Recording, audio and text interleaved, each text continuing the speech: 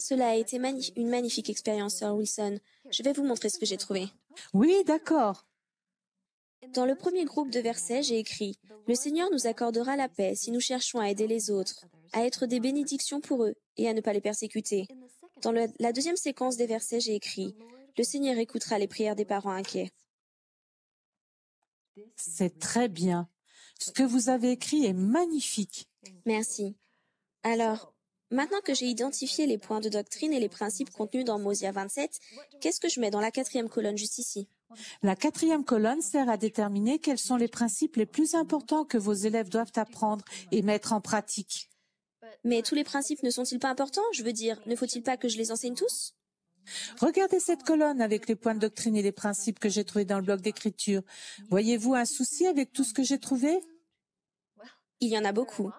Vous n'aurez peut-être pas le temps de les aborder tous. C'est vrai. Vous verrez que chaque bloc d'écriture est plein de points de doctrine et de principes, bien plus que vous ne pourrez en aborder en une leçon. C'est vrai. Alors, il vous faudra déterminer ce qui est le plus important à enseigner à vos élèves. Cela semble un peu difficile. Comment déterminez-vous ce qui est le plus important? Vous devez continuellement chercher à être guidé par l'esprit pendant la préparation de la leçon. À votre avis, pourquoi est-ce si important? Je suppose que, comme dans n'importe quel appel, le Saint-Esprit vous aide à savoir quoi faire. Et comme notre Père Céleste connaît ses élèves et leurs besoins mieux que moi, il m'aidera à savoir ce qu'il faut enseigner. Alors, écouter les murmures de l'esprit est essentiel. Le manuel contient quelques directives utiles pour savoir ce qu'il faut enseigner. Bien. Je me pose toujours 3 questions quand je cherche à savoir ce que je dois enseigner. D'abord, quelle est l'intention de l'auteur inspiré? Vous voulez dire, pourquoi l'auteur a-t-il écrit ce qu'il a écrit? Exactement. Pourquoi a-t-il écrit ceci en particulier? Cela doit être important. J'aime particulièrement chercher des enseignements sur Jésus-Christ et sur l'expiation. Rappelez-vous que l'une des choses les plus importantes que nous faisons est d'aider les élèves à comprendre l'expiation de Jésus-Christ et à l'appliquer dans leur vie.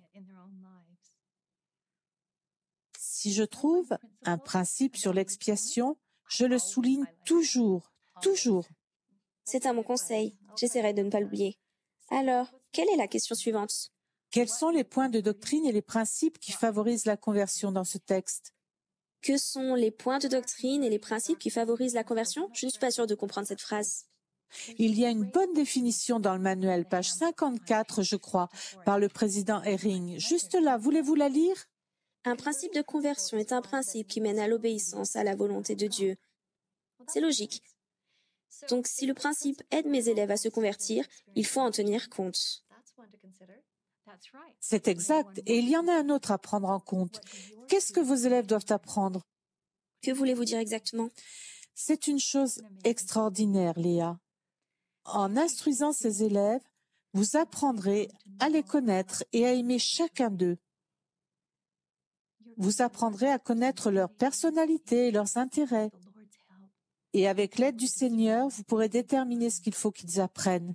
Et selon les circonstances, certaines choses sont plus pertinentes que d'autres. Il semble qu'il y ait beaucoup de choses à prendre en considération quand on décide des principes à enseigner. Y a-t-il autre chose? Oh, souvenez-vous simplement de rechercher l'inspiration de l'Esprit quand vous vous posez ces questions. Notre Père Céleste connaît chacun de vos élèves et il sait ce qu'il faut qu'ils apprennent. Alors, en étudiant votre bloc d'écriture à l'aide de la prière et en déterminant les points de doctrine et les principes, écoutez les murmures du Saint-Esprit. Vous comprendrez les besoins de vos élèves et vous saurez ce que le Seigneur veut que vous enseigniez. Merci, tout est très utile. Avez-vous des suggestions pour marquer ceux qui sont les plus importants? Oh, c'est vraiment une préférence personnelle. J'ai ajouté quelques notes dans la marge ou j'ai ajouté une coche ou une étoile dans la marge à côté des points de doctrine et des principes qui me semblent les plus importants pour la leçon. Par exemple, je pense qu'il était important que mes élèves comprennent ce principe. Si je fais confiance au Seigneur, il me fortifiera dans mes faiblesses et mes épreuves. Alors, vous pouvez voir que j'ai mis une étoile pour souligner cela. Est-ce que cela répond à votre question? Oui, d'accord. Je pense que je vais essayer. En fait, je vais en chercher maintenant et commencer à marquer des passages. Bien sûr, c'est une excellente idée.